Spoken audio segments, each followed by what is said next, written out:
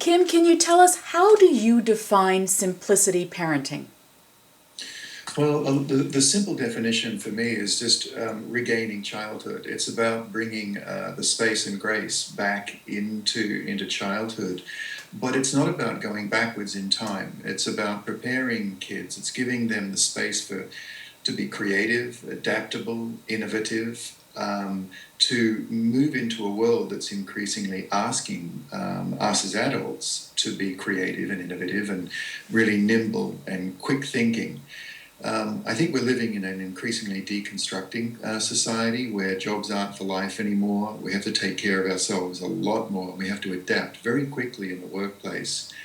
People often say of simplicity parenting that they get the impression that it's wanting to move back in time, and it's I think it's good to understand that simplicity parenting is actually preparing kids by giving them the downtime, giving them the space, giving them that kind of boredom where they have to find ways to overcome their boredom, that gift of boredom, as I refer to it, that is actually preparing them for a world where they have to be creative and adaptable.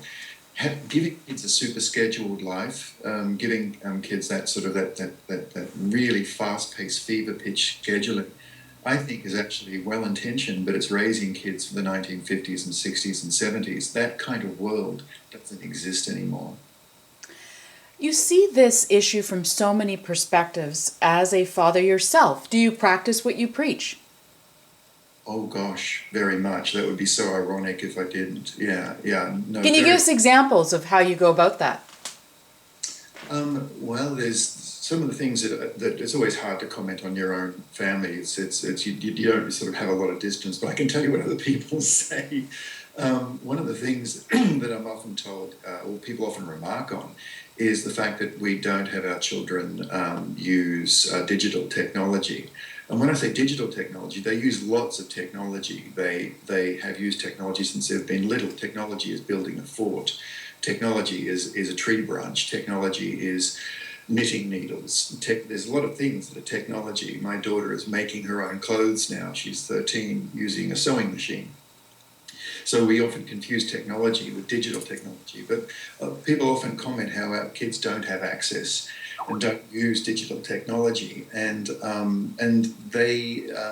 that's one piece that I find brings peace to our home. We have a lot of time together. Our kids don't have computers, televisions, and that sort of stuff, and it's we're just really happy about it because the creativity that they bring into the world is their own creativity. I'm not a Luddite. Obviously, we're speaking on Skype right now. Technology can be a tool for an adult, just like I don't hand my daughters the keys to the car when they're 10 years old. I also don't hand them the password to my computer. The computer is a tool for me to use.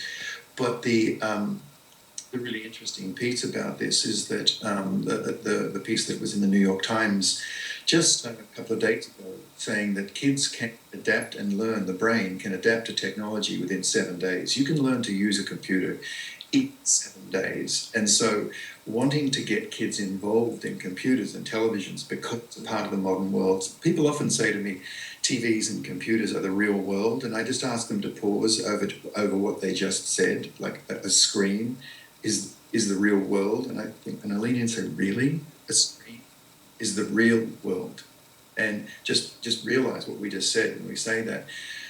What the neuroscience and the neuropsychologists are now understanding that the brain can adapt to technology in 7 days. You can learn to use a computer in 7 days. Do not have to be learning to use that at the age of 18 months, 2, 3, 4 years old, to be left behind. To ask about my kids, one of the comments that I often get about my kids is how they can pay attention, and how not popular as in sensationally popular, but a lot of kids, it's really interesting in our home, because our home, as I said, has no screens for kids. And yet I walk in the door and it's just, there can be 5, 6, 7, 10 kids in our living room from all over the neighborhood. And yet our house is the most boring house you can imagine. It's utterly boring. And yet that's where all the kids congregate, because that's where they do things. My kids actually do things, and they're fun and they're interesting and they're suggesting stuff. And it makes for a great social life for them. Other kids really like that. How though do parents resist that tidal wave? I mean, you and your wife obviously made a conscious decision not to have screens in your house. You are, you're against the wave that is present out there, which is everybody has these screens. So how does a parent go about saying to themselves, well, maybe, you know what, I want something different? I think it's a question of listening to your gut instinct rather than listening to the new normal of the supersized stress in families. When I did an interview recently with just before we started the interview, we were talking about Carl Honore actually, and Carl and I did an interview for Time magazine a little while ago. It was on the front page. It was a child dressed as a marionette, wrapped in bubble wrap, and it was called "The Case Against Hyperparenting." And in that article, the journalist Nancy Gibbs was talking about helicopter parenting. I guess now we could call it drone parenting or stealth bomb parenting, or whatever. But about the very anxious, nervous parent. My point to Nancy was this: is that I really understand why parents are so nervous and anxious these days. It's very, very understandable because something very simple is going on. Our gut instinct, our gut is telling us that something is wrong, something is out of whack, something is imbalanced in our family life. All that is coming at families, all that's coming at our kids, our gut is telling us this is not okay, because most of us did not grow up like that. We didn't have that experience. We had space to play, we had time to play. And so one of the points I made to Nancy in that was simply that the only other time we hover over our kids, we stay really close to them, is when they've got a physical fever. When their fever's high, it's when it's 104 or 40. If you're in a country watching this interview with 40 or 104, we hover over our kids. We stay close. We're anxious. We're nervous. Any parent knows those sleepless nights sitting up with a kid who's got a really high fever. Now, the same is true. What's happening now is our kids have life fevers. They have a soul fever. They have an inner fever. And we're hovering over our kids because we know something is not wrong. But here's the thing about this, is that the rest of society are saying to us, no, that's just the way it is. So our heads are being told that this is all okay, but our hearts and our gut is being told, no, it's not. And our gut and our heart will win over our head any day. And because it tend to hover. Now, with simplicity parenting, to the question you first asked, defining simplicity parenting, it's a way out, it's a way forward out of that anxiety and nervousness, because once you start simplifying and getting your family life back in whack through simple, doable changes, not something to turn your life inside out, but just simple, doable things, what happens is that nervousness, that anxiety, that helicoptering tends to really start to ease up. And we've been told that by thousands and thousands of parents over these years, is that they're not nearly so nervous and not nearly so anxious in their parenting anymore. What would you say to the parent who's going to watch this and say, you know what, I keep my kids occupied for their own good, to keep them out of trouble, to keep them active, whatever the list is, and the list is long depending on who you speak to? That's kind of a law of diminishing returns. You can either see life, it's a philosophical divide. I think you can see life either as an unfolding experience, a wave-like developmental unfolding experience, or see it as an enrichment opportunity. See life as an enrichment opportunity. You're going to try and get as much as you can into it, making hour that a child is available to you. The business principle, the enrichment opportunity principle, is the law of diminishing returns, because it means that you have to be constantly on. It means you don't get a life yourself. You have to be constantly entertaining your child.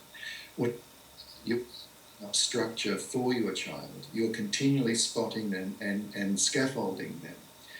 And that's not the world that they're going to be moving into. They're moving into a world where they have to be very, very self-reliant. They have to problem solve big time in the modern world.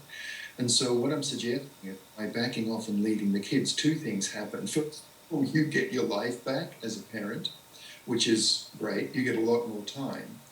And secondly, you're preparing your child because of their problem solving, because they've got to innovate, they've got to come up with things to do themselves. That single piece, needing to come up with something themselves, will prepare them for future success. So by backing off and giving kids space, you get your life back, but they get a life going into the future, a successful life. Now, we mentioned that you bring a very interesting perspective because you are a father, you are an author, you're an educator who speaks to other educators around the world. What has struck you the most about the feedback that you've received over the 3.5 odd years since your book was written, but that the movement of simplicity parenting has continued? Yeah, I mean, prior to the book being written, it was, about, that's what happens with these books. It was about sort of 15 years of doing workshops, speaking, working as a family counsellor, doing lectures, and so on. The book's crystallization in time, but it's really interesting. It's incredible how this book has become a worldwide movement. We train these group leaders as a simple little weekend training. It'd be kind of ironic if the training was complicated about simplicity, but we train group leaders, and we have group leaders in many countries all around the world. Thousands of people taking these courses, taking these simplicity parenting, simple little classes with our group leaders. So the feedback that we get is large. The book has now become this movement, and it's not sort of by accident. You can hardly pick up a newspaper now, turn on the television, turn on the radio, without something about how life has gotten out of whack for families. It's in the news. It used to be slightly a fringe type of concern. A few parents who were trying to protect their kids. Now it's got so crazy that this has come right in the center of the conversation around family life and around life in general is this sort of fever pitched life. Because I think our kids, one of the comments we get a lot is and it's very moving. It's a comment that a lot of parents who have kids who are misbehaving, who they're finding difficult, they're finding disobedient. I often say to these parents, I'm a family counsellor, I've been a counsellor, but I've actually never met a disobedient child, ever. I've only ever met a disoriented child. I've only ever met an overwhelmed child. I don't believe in disobedience. I think it's a myth. I think we're dealing with kids who are suffering from a life tsunami that's coming at them, and all they're is just pushing back, just trying to hold their space. And the comment we get over and over from parents is how much easier discipline has become, how much less needed it is, how much better the kids play together. Because when you reduce toys, you reduce books, you reduce scheduling, when you cut this stuff back, the kids aren't in this kind of fight or flight brain. They're not in that amygdala hijack. They're not actually just in that jungle mode it's been described. They move more into their cooperative centers of the brain, the limbic or the frontal lobes. Their academics improve because, again, the frontal lobes are available. All that thinking brain, that learning brain. When we stress our kids, in the United States, we have this No Child Left Intact Act, and it's just this super stress in schools.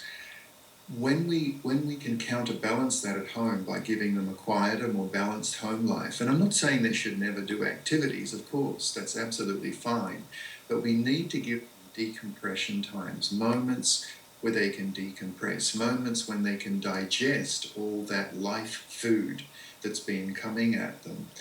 The feedback we get is how discipline has less needed, how friendships increase, sibling relationships, that's another piece of feedback we get, how much sibling relationships ease up. Sure, there's still going to be tension between siblings from time to time, but it has long moments where the kids play beautifully together.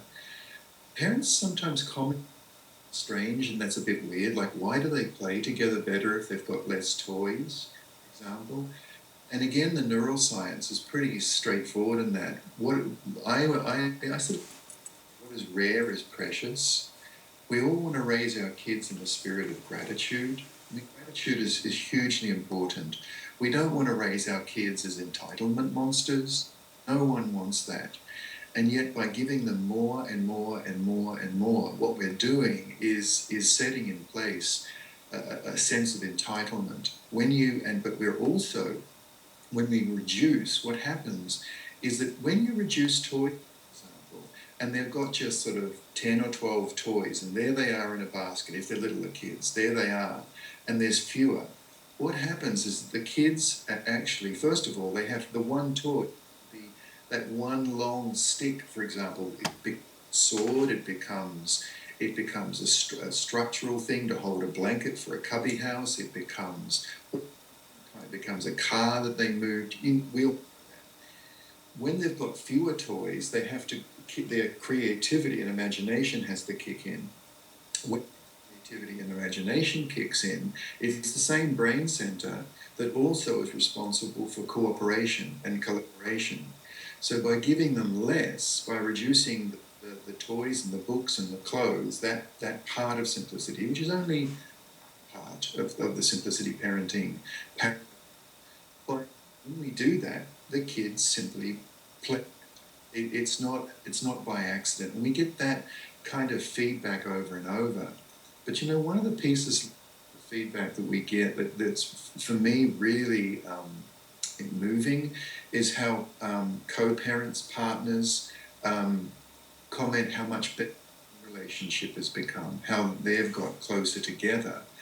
And I get told over and over by people in the workplace how much more effective they are in their work because they're not nervous and anxious about their kids 24/7.